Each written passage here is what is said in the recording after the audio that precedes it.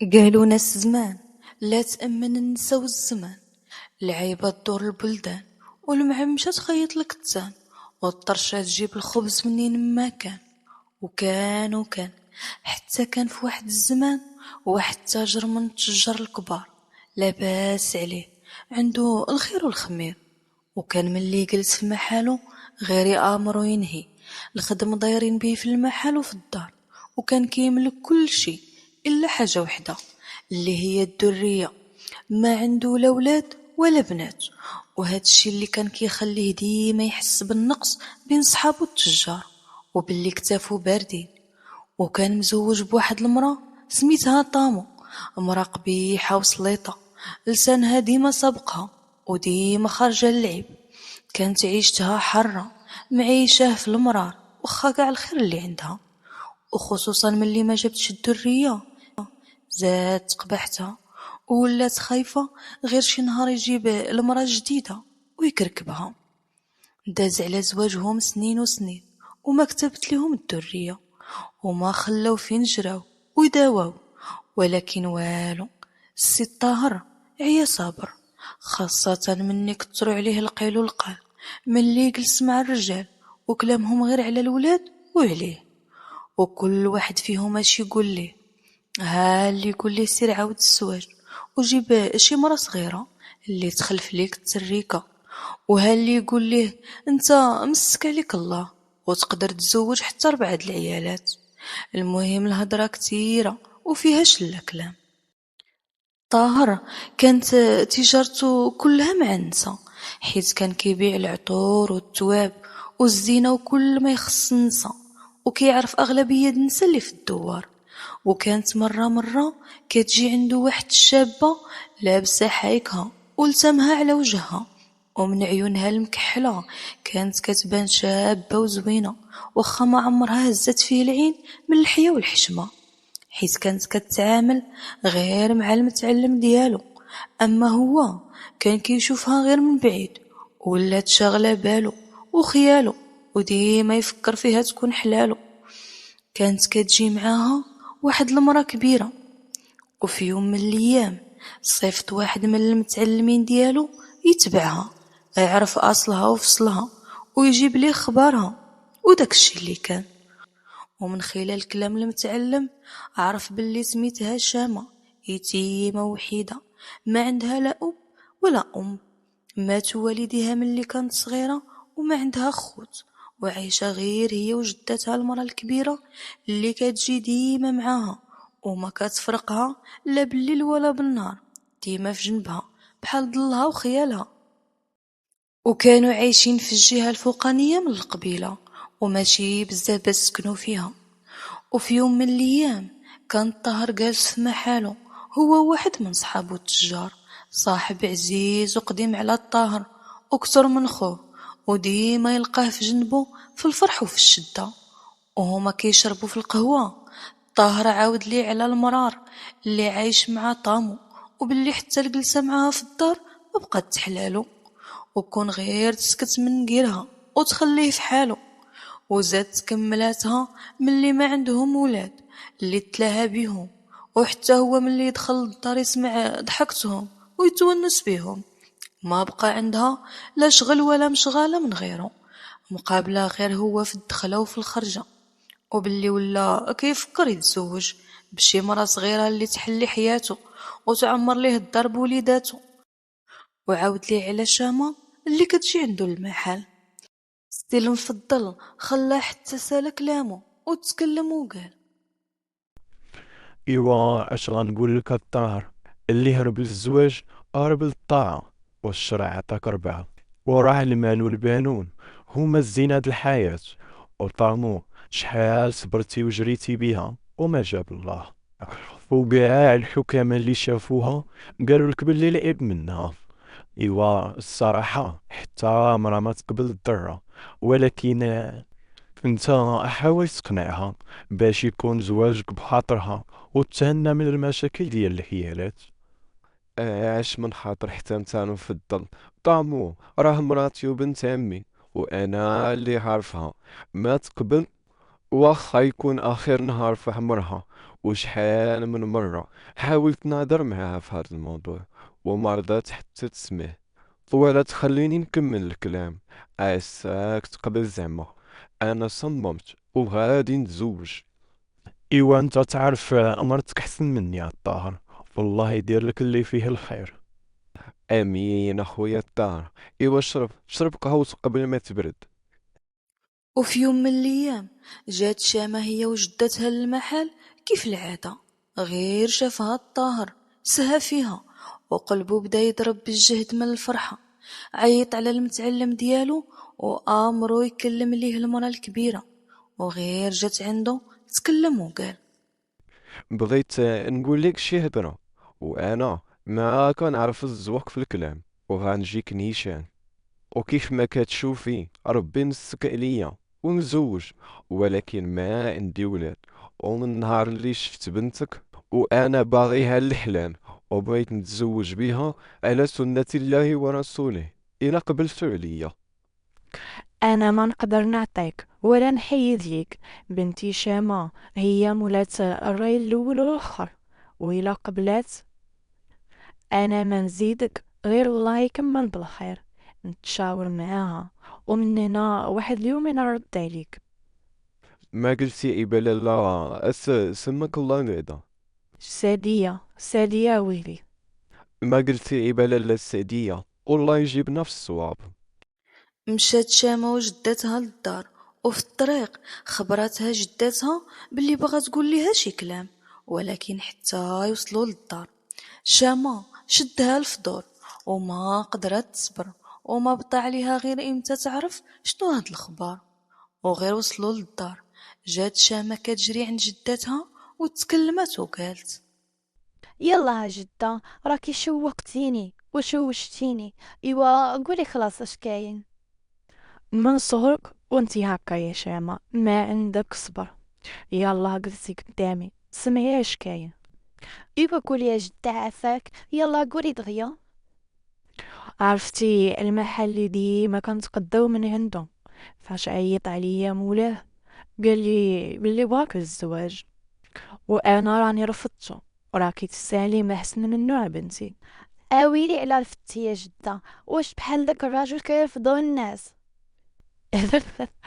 راني غير كنضحك معاك يا بنتي، راني قلتلي واحد اليومين نفكرو ونردو عليك. ايوا هادشي اللي كاين. اه ايوا صافي، وحتى هكا مزيانه جدة. شامة غير سمعت هاد الكلام فرحات وما قدتها فرحة، وما قدرت تبين فرحتها قدام جدتها، وكانت حشمانة والتبسيمة ظاهرة على وجهها والضحكة فضحاها. أما جدتها كانت عايقة بها باللي عينيها في السي الطاهر، وحتى هي عجبها حيت كانت ديما تدي جدتها معاها وخا حتى حاجة ما خصتها المحل ديالو، وتشري أي حاجة ودير بها السبة. والسي الطاهر وخا فايت فيه الزواج كان شاب كامل الوصاف وعنده الخير اللي تتمناه أي مرة، وهاد الشي اللي خلى طامو تكبر غيرتها عليه وتخاف على بلاصتها. ايوا لالا شامة جاوبت جدتها وتكلمت وقالت: ولكن علاش جدة قلتي يومين وما وافقتي؟ واش بغيتيني نضفر شي بحداك والعمر دغيا كيجري؟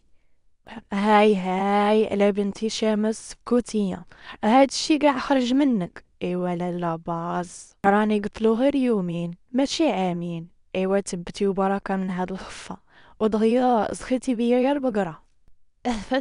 حاشا جدة، انا عمري ما نسخى بيك، والله يخليك ليا ويطول ليا في عمرك. راه اول شرط غنقولو الطاهر هو تسكني معايا بيتا. طاهر؟ ايوا لا مزيان، حتى سميتو عرفتيها، وهادشي غير ما كتخرجي رجعي على رجليك. ايوا لا نجم. اي والله يديك جدة، وشكون هذا اللي ما كيعرفش التاجر الطاهر؟ راه من اكبر التجار ومعروف بين الناس. انا عندي داري يا بنيتي، واهم حاجه عندي هي نتهنى عليك، حيت العمر راه دغيا كيجري، ونخاف عليك نخليك مرايا للدياب اللي ما يحنو ما يرحمو. والله يكمل عليك بالخير يا بنتي. بالطول عمرك جدة الحبيبة، الله يخليك ليا حتى تفرحي بولادي وولاد ولادي. وفي هاد اليومين طاهر كان جالس على أعصابه، والنهار كيدوز عليه بحال العام، غير معصب وتالف، ومن رفد ديال شامة خايف. تخلطوا عليه المشاعر، وما بقى عارف راسو باش حاس ولا اش غيدير، وكيتسنى في جواب لالا شامة. وهو جالس في محالو كيف العادة، حتى دخلت عليه الجدة ومعاها البشارة. بشراتو باللي شامة قابلة الزواج به. فرح حتى ترفع، وهو فرحتو فضحاتو كتر من شامة، ولا بحال الدري الصغير غير كيضحك حتى بانو دراسو، ونسى راسو. عاد تفكر الجدة اللي واقفة قدامو وكتشوف فيه، وتكلم وقال: انا غدا ان شاء الله غادي نجيب كاع اللي تحتاجو للنشامة في الخطبة، ونجي نخطبها على سنة الله ورسوله. وراه غيجي معايا واحد صاحبي بحال خويا، حيت مهندي اللي يجي معايا الوالدين اللي كانوا الله يرحمهم. ايوا هادشي اللي كتاب. ايوا ان شاء الله ولدي، حنا غدا غنتسناوكم، والله يكمل كلشي بخير. السي طاهر من الفرحة هز واحد من التواب الرفيعة والخلاخ المدهبة المليحة، وتكلم وقال: هادي اخالتي، واحد رادية للحبيبة شامة. السعدية تزنقات وسماك ودنيها، وما عرفت الصح من الغلط اللي سمعوا ودنيها. اش قلتي؟ بغيت نقول لالا شامة. ما كاينلاش، غدا وجيب هادشي مع الحوايج ديال الخطبه. مشات لجدة وهي خارجة كتفكر في كل مجرى، وتلقاتها بواحد الضحكة حتى اللي كان دايز من حداها سمعها، وسحاب ليه غير شي حمقى. غادا وفرحانة لحفيدتها، وكتمنى ليها كل خير، خاصة ملي شافت راسها كبرات وما بقى ليها جهد، وخايفة غير يجي شي نهار وتمشي وتخليها وراها، لا حنين ولا رحيم. وها نهار الخطبة وصل، جا السي الطاهر داخل الدار محمل مجمل بكل الخيرات، صنادق الحليب والسكر في جهة، والقفاط المطرزة الرفيعة، وتواب الحرير الغالية الثمينة، وخيط الريح والعقيق والجوهر تهما في جهة. دهاز ما بحالو دهاز، دهاز اللي تمناه كل مرا والبيبة، وكل من مد يديها للحنة وتسنى. ودا معاه صاحبو السي المفضل، وغير وصلوا دخلتهم الجدة لواحد الصالون كبير كيلهي، حيوطو حتى للسقف بالزليج البلدي، والعود المنقوش بالسقا اللي كيبري، مقابل مع واحد الدروج عراض وكبار، والجدة جالسة معاهم وكترحب بيهم. أما السي الطاهر كانوا عينيه كيدوروا من مكان لمكان، ويقلبوا على شامة في كل مكان. ايوا شوية ها شامة نازلة مع دوك الدروج، في رجليها شربيل مدهب من الصم الحر، وهازة بيديها قفطانها الخضر المطرز بالسقلي الحر، ونازلة غير بالشوية عليها، وكتحسب في خطواتها، لابسة في عنقها عقيق من الجوهر، ووسط منو كتلة من الدهب منقوشة، ولحمها بيض كايبري بالنقا. أما شعرها كان كحل وطويل بحال ظلام الليل وطايح على كتافها. وقفت في آخر درجة كتشوف فيهم بعويناتها الكبار وترمش برموشها الطوال. قربت منهم بشوية وجلست جنب جداتها. طاهر المفضل بقاو غير مصدومين فيها، واش هاد الزين والفتنة كله كان مخبيه للتام، وما عرفوا باش تبلاو، واش من كلمة بها يبداو. تلفو ونطق الطاهر متلعتم في كلامه وقال: تبارك الله، هادشي كله كان تحت الالتام. نغزو المفضل، وتكلم وقال: حنا لالا السعدية كيف ما عرفتو جينا طالبين راغبين في يد بنتكم لالا شامة السي الطاهر على سنة الله ورسوله، او بغينا نسمعو جوابكم. اييه مرحبا بكم. ايوا اش قلتي يا بنتي يا شامه؟ شامة حنات راسها وتبسمات وما نطقت حتى كلمة، وتكلمت جدتها وقالت: إيوا قالوا ناس زمان السكوت من علامات الرضا. إيوا نقراو الفاتحة ومن هنا 7 أيام نكتبوا الكتاب.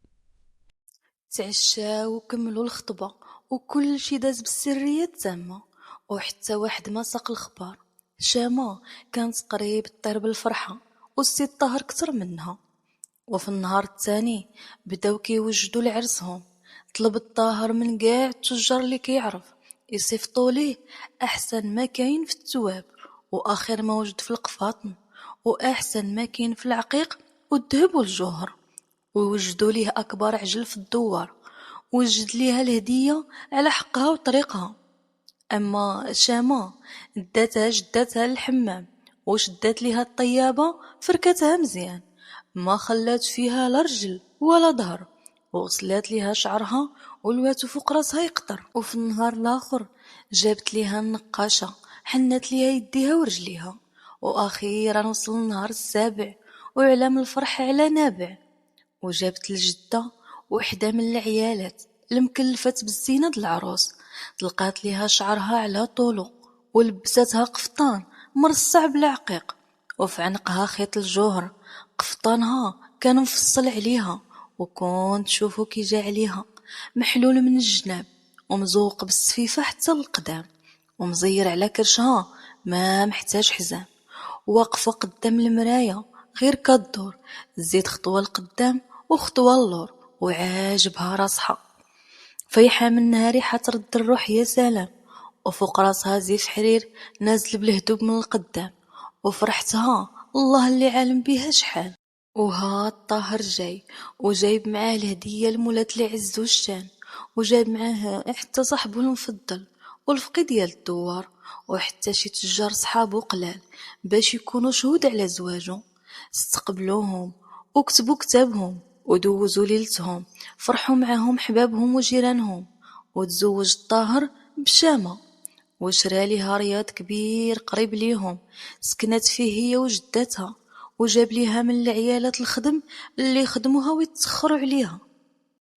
ونرجعوا لطامو اللي كانت قاع ما كتخرج، ولكن في داك الوقت اللي كان باغي يتزوج فيه الطاهر صيفطها لدار والديها باش تفوج. ايوا غير رجعات لدارها جاب ليها المتعلم اللي كيصيفطو الطاهر يوصل ليهم التقديه للدار. وكان طامو مرة كتدور معاه ويجيب ليها الخبار، ولكن هاد المرة ما هنا خبر غيوصل ليها وخاف حتى يقولها ليها. ولكن هي كيف عادتها غراتو باللويز والذهب اللي عندها وما طلقات منه حتى جرات له لسانه وعرفات منه باللي الطاهر تزوج. غير سقط الخبار من الصدمة ما بكت ما غوتات، شداتها الدوخة وفراسها شدات وسخفات. والمتعلم عيط بالزربة على الخدامات اللي هزوها ودخلوها للدار كيرشوها بالمزهر ويشموا ليها العطر. ايوا غير فاقت عاد فهمتها السمعات وبالشمتة حسات ونار الغيرة في قلبها شعلات، عاد بدات تبكي وتغوت وتضرب في راسها وفي كرشها. والخدامات ديالها ما قدو حتى يقربوا ليها. وغير وصل وقت الغدا والطاهر دخل للدار لقاها حازمة راسها وناعسة في بيتها. مشى عندها غير شافتو تكلمت وقالت: صافي جيتي يلا للدار، صيفطتيني لدار با غير باش تخوالك الساحة وتزوج، ما درتي بحساب دم ولا عشرة. وشكون هادي باش بدلتيني بعدا؟ كون قلتها ليك ما عمرك هتخليني نتزوج، وانا عييت بالوحدانية وبغيت الدراري نشوفهم كيكبروا ويلعبوا قدامي، وعييت نلمح فيك ونهضر معاك، وانا بغيتي تسمعي ليا وتحسي بحالي. اش غنقول ليك؟ كيف ما هضرتيني سير الله ياخد فيك الحق، وكيما حرقتي لي قلبي دابا يدور الزمان وحتى انا نحرقولك. نعلي الشيطان وبركة من هاد الاناث، انا راه ما درت غير الحلال وطول الزمان ولا قصر غنقولها ليك. ايوا الا كنتي كتبغيني بصح تفرحي ليا، حيت ولادي هما ولادك واللي عطا الله عطاه. دابا هي في دارها وانتي في دارك باش نتهنى من صداقكم. وحتى وحدة فيكم ما توصل للأخرى، كل وحدة معززة مكرمة في دارها، واللي خصكم راه غيوصلكم باش ما نظلم حتى وحدة فيكم. خرج الطاهر وخلاها كتجدب وتندب، ما بغات تعيا ولا تسكت. طامو كانت عندها واحد صاحبتها كتعاود ليها كاع سرارها ملي تجي مرة عندها، وصيفطات الخادم تعيط ليها، وداكشي اللي كان. جات صاحبة طامو اللي كانت حتى هي من طينتها، وحكات ليها كل ما جرى وصار في غيبتها، وخلاتها حتى كملات كلامها وتكلمت وقالت: هاد العناد ديالك ما عنده باش ينفعك، اللي الله عطاه. ياك ديما كنوصيك ونقولك ارطبي مع الراجل، راه شي نهار يزيدو يخليك وانتي غير ما زايدة في القصوحية والعناد. ايواش بغيتيني ندير، انا هكا دايره. وهاد النار اللي شاعلها في صدري ما تحس بكيتها غير بنت المرا بحالي. اسمعي مني يا صاحبتي، اللي الله عطاه دابا ما عليك غير تديها في راسك وتهلاي فيه، تزيني. ومرة ملي يجي عندك الطاهر قولي كلمة حلوة وحنينة باش ما يمل منك ويميل ليها زعما. ايوا راك انتي الاصل، وبنت امو يا حسرة. كيف غندير يا صاحبتي نضحك في وجهه، وانا من الغدايد راه ما كرهتش نقتلو. ايوا خليك هكا حتى يمل منك ويبقى عندها في مرة. والهبيلة طلبي حقك، ليلة عندك وليلة عندها. ايوا نوضي تحزمي وكوني مرا وقادة. دوزو العشية وتفاجات طامو بالكلام مع صاحبتها شوية، وملي بقات بوحدها ولات تفكر في كلامها وقررت تعمل به، لعل وعسى ينفعها، وخا خيوط المحبة تقطعو وأجا ما يرقعها.